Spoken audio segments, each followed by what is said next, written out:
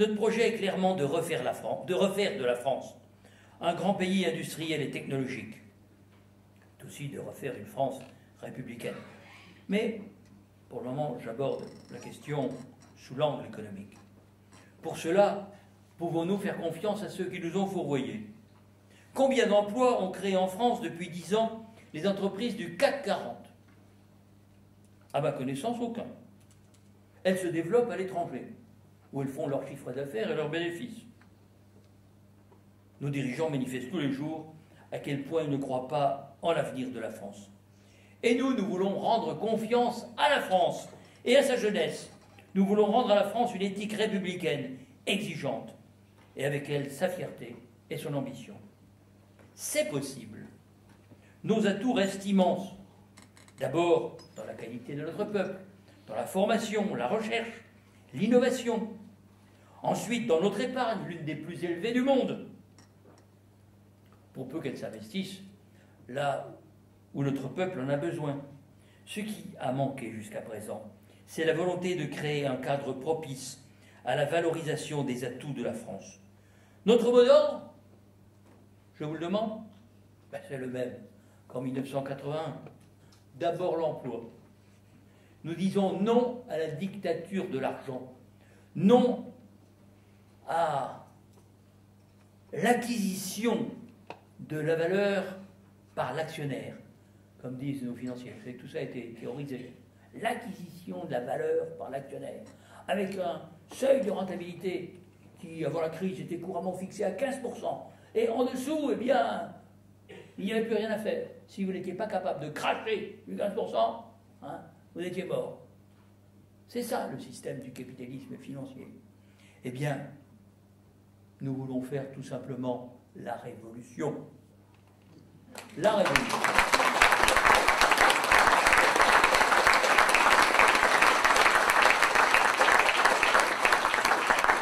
La révolution au sens étymologique du terme. Nous voulons remettre les choses à l'endroit. Faire passer le souci de l'homme avant celui de la finance. Est-ce si difficile? Il nous faut d'abord une monnaie qui n'écrase pas notre compétitivité. Dans une grande zone euro, c'est probablement possible. Sinon, il faut un plan B. Et nous devons imaginer et mettre en œuvre un contrôle public du crédit afin de soustraire le développement de nos entreprises à la dictature du court terme et à la myopie de nos élites financières. Voilà le projet de salut public qui éclaire nos 40 propositions. Nous voulons une autre Europe, fondée sur la démocratie qui vit dans les nations. Nous voulons une ligue de peuples, étendue jusqu'à la Russie. Nous devons organiser, je vais employer un mot à la mode, la résilience de l'Europe. Je vous ai dit que nous étions devenus un continent périphérique, tel que les choses se développent depuis quelques décennies. La résilience, c'est la capacité de surmonter de grandes épreuves sans pour autant disparaître. C'est un mot que j'utilise parce qu'il m'amuse. Alors bien évidemment, les temps où l'Europe dominait le monde sont définitivement révolus. Nous nous réjouissons du développement légitime de grands pays milliardaires en hommes, mais pas au prix de la destruction de notre industrie, de notre monnaie sociale, de notre avenir. Je suis persuadé qu'un projet commun peut réunir Paris et Berlin vers la Russie d'une part, vers la Méditerranée et l'Afrique d'autre part. Et ce projet européen peut associer Rome, Madrid, Varsovie, et d'ailleurs toutes les autres capitales européennes. C'est de la résilience de l'Europe qu'il s'agit, bref, de la survie d'un ensemble de nations libres, démocratiques, et que nous voulons maintenir prospères. Oui, le moment approche où il faudra repenser ce que le mot Europe veut dire. Voilà notre projet. Il faut faire bouger les lignes. Que le vrai débat s'ouvre. Nos élites ne comprennent qu'un langage, malheureusement, celui des rapports de force. Nous sommes seuls. Nous sommes seuls, mais ouvrons les yeux. En Europe, les peuples n'acceptent pas la purge. Et je vois que même en Allemagne, où les prestations sociales sont les plus concernées par le plan d'austérité du gouvernement fédéral, 79% des gens, dans un sondage que j'ai lu hier, sont contre ce plan d'austérité. Alors, je ne veux pas vous dire ce qu'ils pensent en Espagne, en Grèce et ailleurs. Et en France. Hein, on l'a vu déjà avant-hier.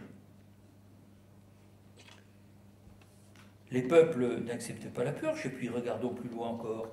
Les États-Unis d'Obama non plus, qui ont besoin d'une locomotive européenne pour les aider à combler leur déficit. Regardons aussi le calendrier. Après 2012 en France, il y a 2013 en Allemagne, les élections générales. Or, la gauche allemande reprend du poil de la bête, même si ces divisions entre le SPD, die Linke et les Verts constituent pour elle un handicap historique.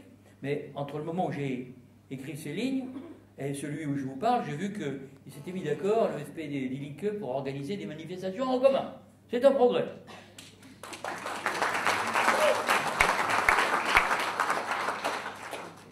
Une France progressiste serait d'une aide puissante pour faire bouger les mentalités. Et nous parions d'ailleurs que les mentalités bougeront chez notre grand voisin d'outre-Rhin, à condition que la France se tienne et qu'elle joue son rôle, celui de la nation forte qu'elle a été et qu'elle doit redevenir. Je ne m'étends pas davantage sur notre projet. Il est tout simplement de rendre la France exemplaire. Comment peser? C'est le troisième point de mon intervention, et le dernier d'ailleurs. Comment d'abord mettre la France à la hauteur des formidables défis qui sont devant nous? Je ne dirai que peu de mots de Nicolas Sarkozy. Sa fonction n'est pas en cause, il a été élu démocratiquement président de la République. Mais c'est son projet libéral, européiste, atlantiste que nous combattons.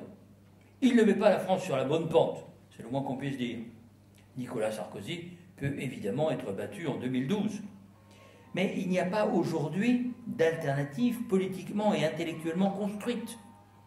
Le Parti socialiste reste prisonnier d'une vision libérale et européiste dépassée. Comme hier avec les Verts au sein de la gauche plurielle, l'alliance avec Europe Écologie risque de poser problème. Certes, sur divers sujets de société, ou même de politique extérieure, et sur les questions environnementales, nous pouvons trouver des convergences ou des compromis avec cette formation. Mais entre nous, sa thématique, décroissance, sortie du nucléaire, rejet de la philosophie des Lumières au nom de la contestation du progrès, tourne trop souvent le dos aux orientations de ce que nous appelons une politique de salut public. Oui, c'est pour nous un sujet de préoccupation. Et ce devrait l'être pour le Parti socialiste. Et bien entendu pour le Parti communiste et le Parti de gauche. Comment dans ces conditions substituer à une régulation politique, comment substituer une régulation politique à la dictature des marchés financiers? Comment le faire sinon en se tournant vers le peuple lui-même, après tout maître de son destin? C'est tout simplement notre devoir, car il faut que notre peuple redevienne un peuple de citoyens.